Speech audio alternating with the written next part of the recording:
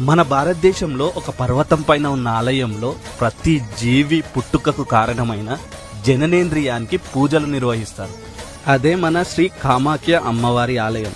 అసలు ఈ ఆలయం ఎక్కడుంది, ఇక్కడ జననేంద్రియానికి పూజలు ఎందుకు నిర్వహిస్తారు, ఇక్కడి విశిష్టత కట్టుబాట్లేంటో నేను మీకు చెప్తాను.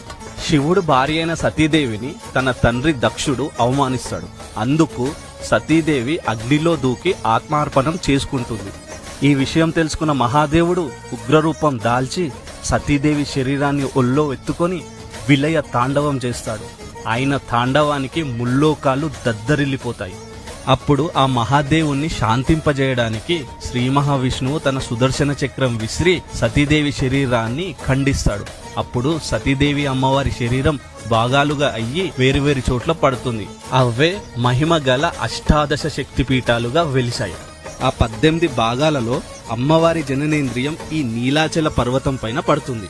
అమ్మవారు శక్తి స్వరూపిణిగా వెలిసిన శుభ్రసిద్ధమైన అష్టాదశ శక్తిపీఠాలలో అత్యంత శక్తివంతమైన శక్తిపీఠమే ఈ శ్రీ కామాఖ్య అమ్మవారి ఆలయం. మన భారతదేశంలో ఈశాన్య దిక్కున ఆసం గుహాతిలో బ్రహ్మపుత్ర నది ఒడ్డున ఉన్న నీలాచలం పర్వతం పైన ఈ ఆలయం ఉంది. ఈ ఆలయం ప్రత్యేకత ఏంటంటే ఈ ఆలయంలో అమ్మవారికి ఎలాంటి విగ్రహాలు ఉండవు, విగ్రహ ఆరాధన కూడా జరగదు. గొప్ప విషయం ఏంటంటే ప్రతి జీవి పుట్టుకకు కారణమైన జననేంద్రియానికి అమ్మవారిగా పూజిస్తారు. ఈ రాయిలోనే అమ్మవారు నివాసం ఉంటుందని చెప్తారు. ఇక్కడ ఇంకో విషయం ఏంటంటే మానవ స్త్రీల మాదిరిగానే కామాఖ్య అమ్మవారికి 3 రోజులు ఋతుస్రావం తంతు ఉంటుంది. ఈ 3 రోజులు యోనిశిల నుండి ఎర్రని స్రావం వెలువడుతుంది. అమ్మవారి యోనిస్రావం జరిగినప్పుడు ఆ రక్తం వల్ల బ్రహ్మపుత్ర నది కూడా ఎర్రగా మారుతుందని చెప్తారు. ఈ 3 రోజులు ఆలయం మూసేస్తారు. అప్పుడు ఆ ఆలయం దగ్గరికి వెళ్ళడానికి అందరూ చాలా భయపడతారు.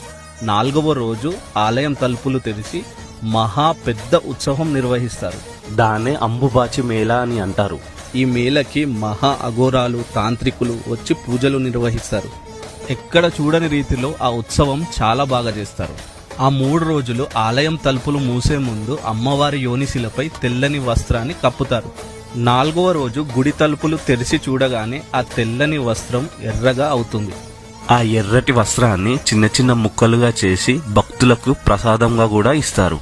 ఈ ఆలయంలో ఒక పుష్కరిణి కూడా ఉంటుంది. అది చాలా మహిమగల పుష్కరిణి అని చెప్తారు. దీన్ని సాక్షాత్తు ఇంద్రాది దేవతలు నిర్మించారని చెప్తారు. దీనిలో స్నానం చేస్తే అష్టదరిద్రాలు అన్ని దోషాలు తొలగిపోతాయని కూడా చెప్తారు. మీరు వీలైనప్పుడు తప్పకుండా ఈ ఆలయాన్ని దర్శించుకోండి. ఈ వీడియో నచ్చితే లైక్ చేసి ఫాలో చేయండి.